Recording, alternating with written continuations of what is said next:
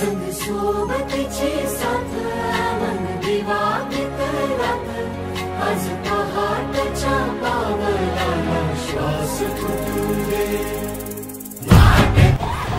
कसं लोकांना समजत नाही आहे की ते त्यांच्या चुकींमुळे आज हा परत पुन्हा लॉकडाऊन करण्याची वेळ येते आहे की काय असं आम्हाला वाटायला लागलं आहे। कालपर्यंत सांगत होतो, मग तुम्हाला माहिती असेल मागच्या आठवड्यामध्ये मी बैठक घेतली, त्यावेळेला इथनं बैठक घेऊन मी मुंबईला जायच्या आधी वॉर्निंग देऊन गेले होते की जबाबदारीनं वागा, बेजबाबदारीनं वागला तर परत लॉकडाऊन करावं लागेल। आज आता तीच परिस्थिती झालेली आहे, जवळपास 1000पर्यंत आपण पोचतोय आणि हा एवढा मोठा आउटबस्ट तरीही आपली मंडळी का बेजबाबदारीने वागता हे आम्हाला कळत नाही। वॅक्सिन आहे, ठीक आहे, आलं आहे, ठीक आहे, त्याचे डोसेस घेणं सुरू आहे, पण सर्वात महत्त्वाचं त्रिसूत्री जी आहे ती दिलेली ती सर्वात महत्त्वाची आहे। तुम्ही मास्क लावला पाहिजे, तुम्ही एका अंतरावर ठेवलं पाहिजे, तुम्ही स्वच्छता ठेवली पाहिजे, तुम्ही आपले जे एल्डरली आहेत त्यांची काळजी घेतली पाहिजे, हे सगळं करणं गरजेचं आहे ना।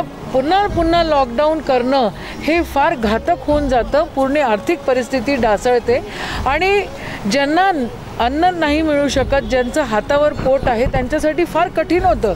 माझी सर्वांना कळकळीची विनंती आज पुन्हा एकदा हीच आहे की ही परिस्थिती कंट्रोल करायची असेल तर आपण सगळ्यांनी नियमाचं उल्लंघन न करता नियमाचं पालन करून त्या ठिकाणी शासनाला, प्रशासनाला, सरकारला मदत केली पाहिजे। थोड्या वेळाच्या प्रमाणात कोरोनाचा स्फोट होत आहे, त्याप्रमाणे तुम्हाला वाटते का शहरात कमीत कमी 8 ते 10 दिवसाचे लॉकडाऊन लावण्याची गरज आहे म्हणून? थोड्या वेळा आधीच आयुक्तांनी माझं असं मत आहे, मी कंटिन्युअस प्रशासनाच्या कॉन्टॅक्टमध्ये आहे, रोज मी आढावा घेते। लॉकडाऊन हा उपाय नाही, पण आता पर्याय उरलेला नाही, पर्याय उरलेला नाही। संचारबंदी असताना सुद्धा वाटत आहे का की सगळे लोक ते लॉकडाऊनचं फॉलो करत आहे म्हणून? ते आज तर ठीक आहे, पण उद्याचं काय? आज ठीक आहे, आज आता कर्फ्यूच आहे म्हणून सगळे लोक ऐकत आहेत, पण उद्या जर कर्फ्यू नाही ठेवला तर लोक काय करतील? या सगळ्या गोष्टीचा विचार करावाच लागणार आहे। म्हणजे काही संचारबंदी असताना कोणत्याच वाहने देखील अनेक नागरिक बिनधास्त फिरत आहे। पोलीस कर्मचारी म्हणतात की वरिष्ठांचे आदेश अद्यापर्यंत आलेले नाही, त्याच्यामुळे मी आता बैठकीला चालले आहे, मी आत्ता आले सकाळी आज नागपूरला, आज आत्ता सगळ्यात पहिले बैठकीला जायच्या आधी मी या ठिकाणी शहराचा आढावा घेते आहे आणि मला जे काय आढळतं आहे ते त्या बैठकीनंतर आपण भेटूच आहे। मध्ये आणि अमरावती परिसरामध्ये भरपूर केसेस वाढलेले असल्यामुळे तुम्हाला सगळ्यांना ठाऊक आहे की आम्ही 2 तासांपासून इथे मीटिंगमध्ये आहोत आणि सातत्याने प्रशासन आणि शासन हा प्रयत्न करत आहे की ह्याला कसं कर्टेल करता येईल। त्या अनुषंगानं मागच्या 2 तासाच्या मीटिंगमध्ये जे काही ठरलं ते मी आपल्याला सांगू इच्छिते। लॉकडाऊन करायची इच्छा आम्हाला कोणालाच नव्हती, पण आता आमच्यापाशी पर्याय उरलेला नाही। या ठिकाणी अमरावतीमध्ये सप्टेंबर महिन्यामध्ये 7000 केसेस होत्या। आज हयात आपण 7000च्या वर गेलेलो आहोत। आपण आपला जो पीक पिरियड होता स्पाइकचा तो देखील या ठिकाणी त्याच्या पलीकडे आपण गेलेलो आहोत। त्याच्यामुळे आम्हाला लॉकडाऊन करावं लागणार आहे। उद्या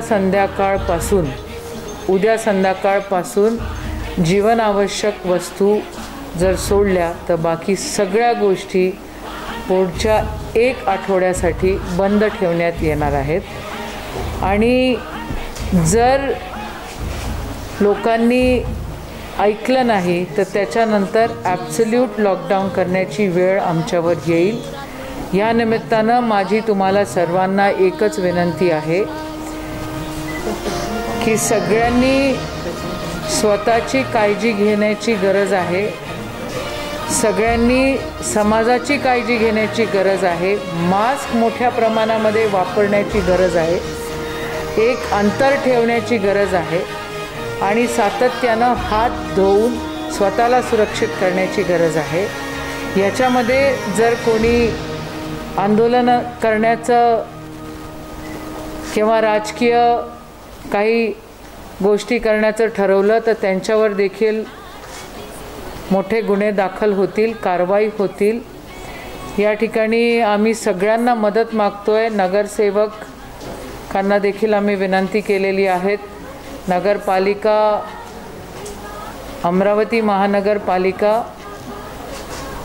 अचलपूर नगरपालिका आणि त्याच्यासोबत अजून काही अमरावती कमिशनरेटमध्ये जी काही गावं येतात त्याचा उल्लेख कलेक्टरची प्रेस नोट काढतील. त्याच्यामध्ये आपल्याला ठाऊकच होईल की काय काय नेमकं होणार आहे. काही गोष्टींची भूमा आम्ही देतो आहे, पण ही लिमिटेड पिरियडसाठी आहे.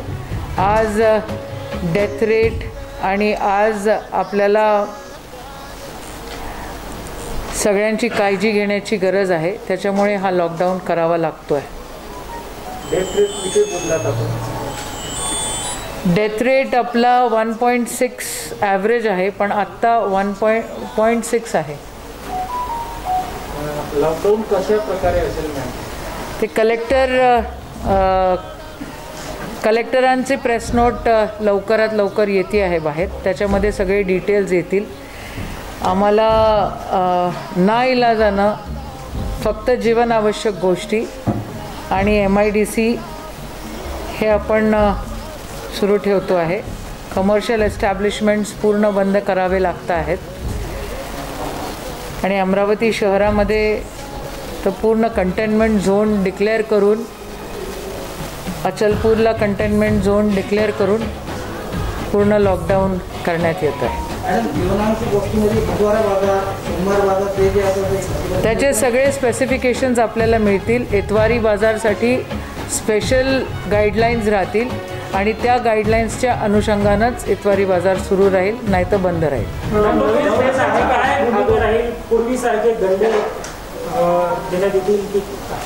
नाही, आता आपल्याला विचार करायचा आहे आपल्याला काय पाहिजे. दंडे खाऊन मरायचं आहे की कोरोना दूर करून जिवंत राहायचं आहे. आणि कडक राहावं लागणार आहे. कडक राहण्याशिवाय आमच्यापाशी पर्याय उरलेला नाही आहे. टेस्टिंग्ज आम्ही दुसऱ्या हाताला आम्ही टेस्टिंग्ज वाढवतो आहेत.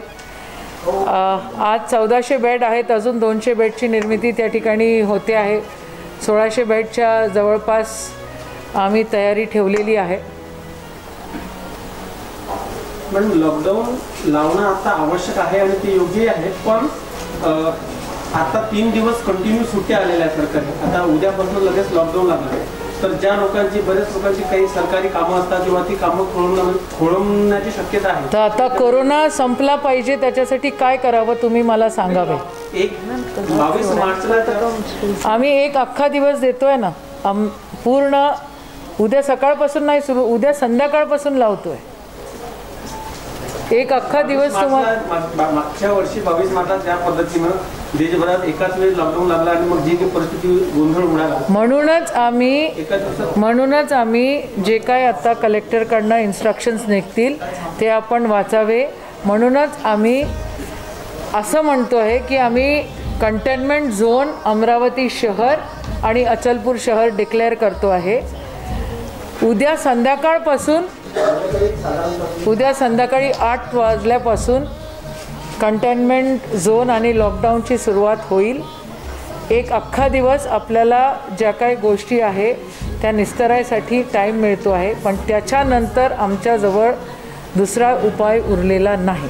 जसं की मागच्या लॉकडाऊनमध्ये बाहेरगावी जायचं तसं ई-पास वगैरे लागत होतं. आता जिल्ह्यांतर्गत अनेक कार्यक्रमाच्या लोक जातात. आता 7 दिवस तुम्हाला सध्या तरी काही करता येणार नाही. काय इमर्जन्सी असतील तर तिथले तहसीलदार आणि तिथले पोलीस स्टेशन्स त्या ठिकाणी आपल्याला सोय करता येईल. काही आधीच्या लग्न सोहळ्याच्या तारखा निघालेल्या आहेत, उद्याच्या परवाच्या आजचे आहेत. मग त्यांच्यासाठी काय उपाय? 7 दिवसासाठी आपल्याला काहीच करता येणार नाही. त्यांनी आधी केलेलं आहे का?